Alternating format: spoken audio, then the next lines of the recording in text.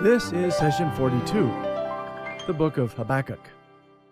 Have you ever questioned God, ever felt like grabbing hold of him and wrestling with him over some issues you can't understand? Or wonder why he is silent, seemingly distant and uncaring? Well, here's an Old Testament prophet who felt like this. Let's take a look at the setting.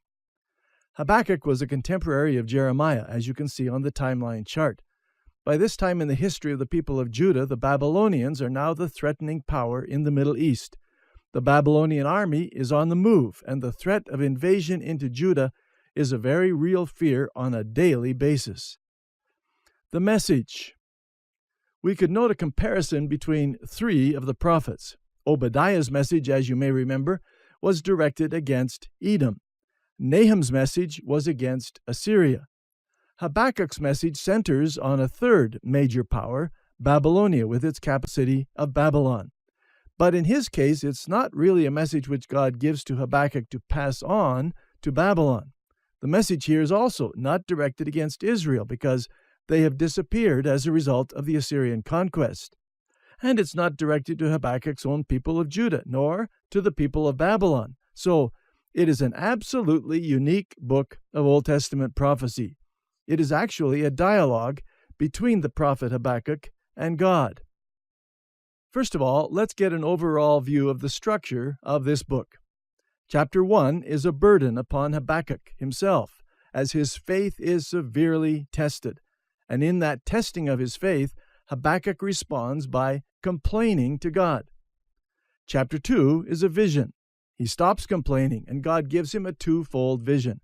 And now his faith is taught by God, and instead of complaining, Habakkuk listens to what God has to tell him. Chapter 3, like Jonah's chapter 2, is a prayer. In Habakkuk's case, it's a prayer expressing triumphant faith. It could also be called an ode describing a theophany, a visible coming of God to earth. Habakkuk's process and journey. Habakkuk's name means to embrace in the sense of wrestling, and he lived up to the meaning of his name as he wrestled with God. His book reveals a significant process which Habakkuk experienced: churning, turning, learning, and eventually returning praise. Let's start with his churning in chapter 1. His complaining is expressed by three questions. The first is, "How long?" Verse 2, "O Lord, how long shall I cry, and you will not hear?" A famous preacher of yesteryear was known for his poise and patience. But one day a friend saw him pacing the floor like a caged lion. He asked, "What is the trouble, Dr. Brooks?" The preacher replied, "The trouble is that I'm in a hurry, but God isn't." Sound familiar? Some of us could echo Dr. Brooks' complaint. Waiting is tough.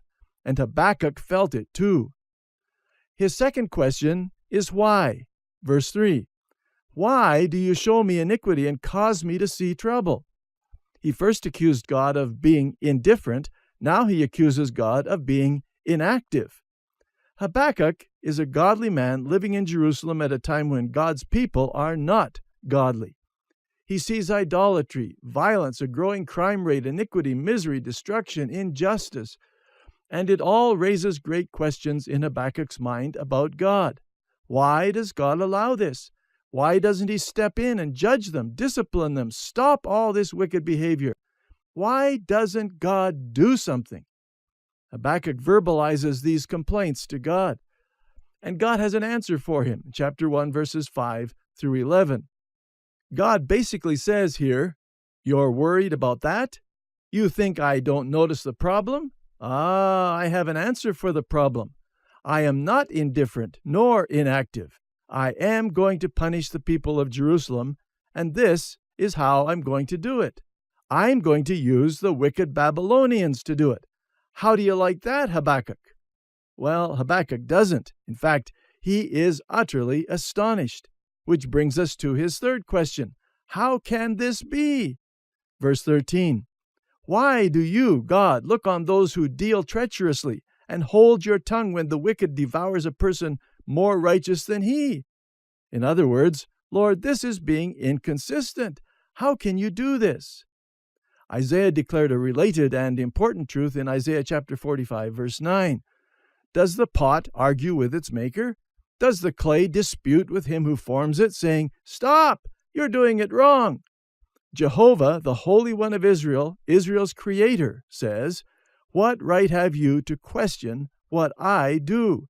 Who are you to command me concerning the work of my hands?" You see, God is not accountable to us. He owes us no explanations. But He is at work. He is not inactive, and His work is amazing. It's unbelievable. Verse 5, "Look among the nations and watch. Be utterly astounded, for I, God, will work a work in your days which you would not believe, though it were told you." Like Habakkuk in the testing of our faith, God does not explain everything to us either. We could not understand, and even if we could, we would not believe. The storms of life will come, and at such times our life with God is like a vine that clings tightly to the trunk of a great tree. Sometimes the tree shields the vine from the driving wind and rain. At other times the storms blow hard against the vine, but they simply press the vine closer to the great tree. What is our response when life seems unfair and our hearts are churning with worry and these age-old questions? How long? Why? How can this be? Difficulties will test what we believe about God, and our response to these tests will reveal what we believe. So how did Habakkuk respond? The second phase of his process is turning. Chapter 2, verse 1. "I will climb my watchtower now and wait to see what answer God will give to my complaint." He expressed his doubts and questions to God, which is good. But then he stops complaining and does a very wise thing. He took time to wait on God.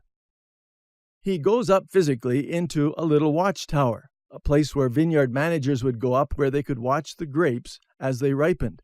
When the grapes reached a certain point in this process, the man on the watchtower platform would call for the harvesters to come into the vineyard and harvest the grapes at exactly the right time. So Habakkuk uses this watchtower to get away into a quiet, solitary place, away from all the busyness of life so he can hear God and concentrate on listening. In doing so, Habakkuk gives us a great example of what to do when we have complaints. We can't just keep on spitting out complaint after complaint. There has to come a time when we stop complaining, even if we don't have the answer yet, and go to some quiet place, away from life's noisy routines. It may be a small room in our house, a park somewhere, a place of quietness for our minds and hearts, a watchtower where we can listen to what God has to say. This is a key principle throughout Scripture. And for Habakkuk, this was the major turning point. If he hadn't done this, he wouldn't have heard God's real answer to the problem. And what was the resolution he found as he waited on God? Well, this brings us to the third element in the process, learning. God followed the testing of his faith with the teaching of his faith in chapter 2.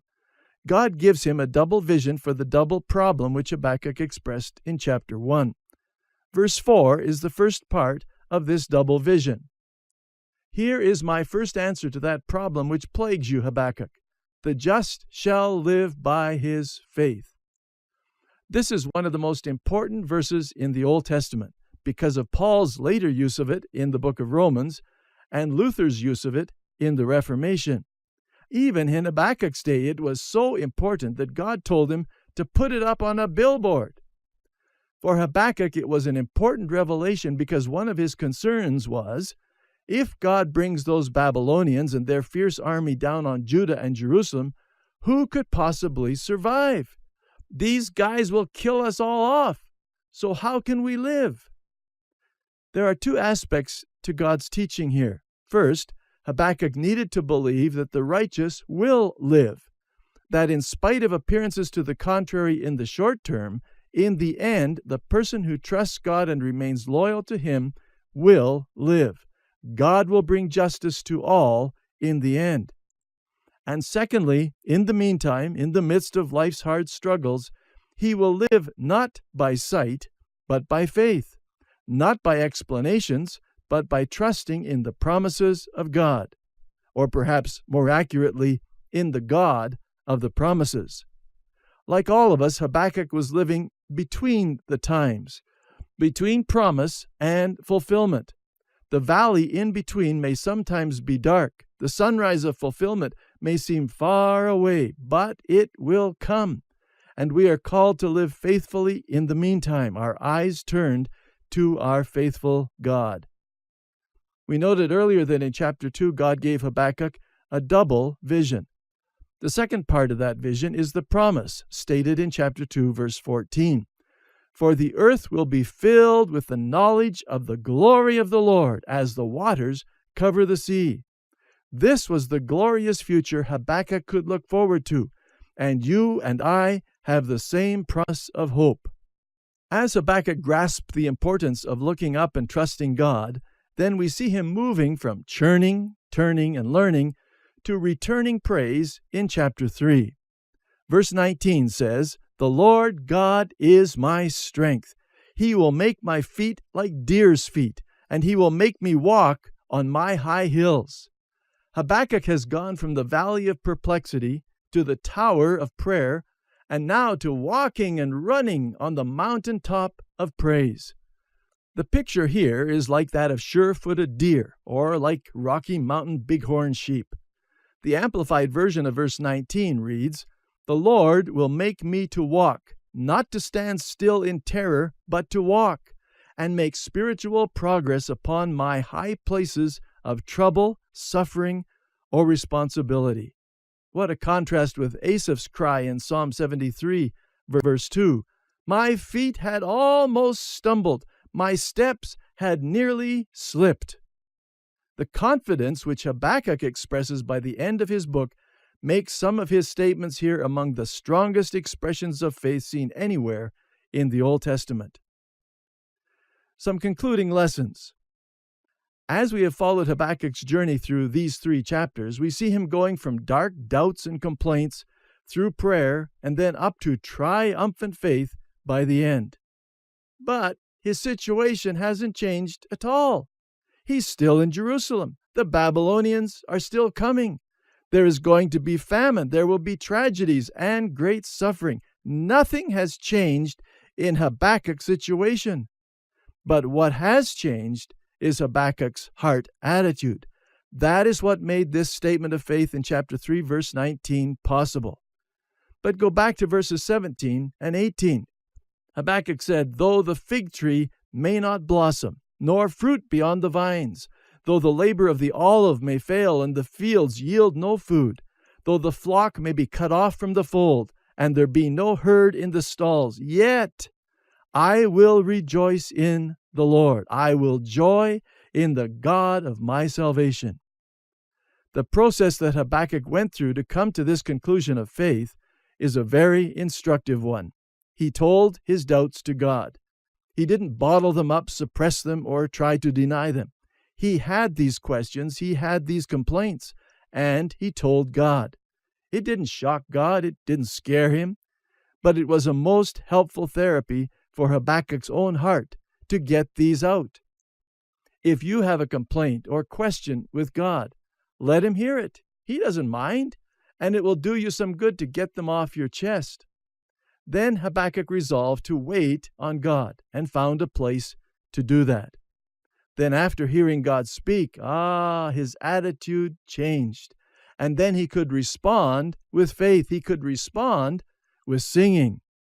Like Habakkuk, we too will find confidence to sing and rejoice, not because everything is going well, and not because we understand what is happening, but because we live by faith, trusting in a strong God who gives us a sure foothold in a slippery world.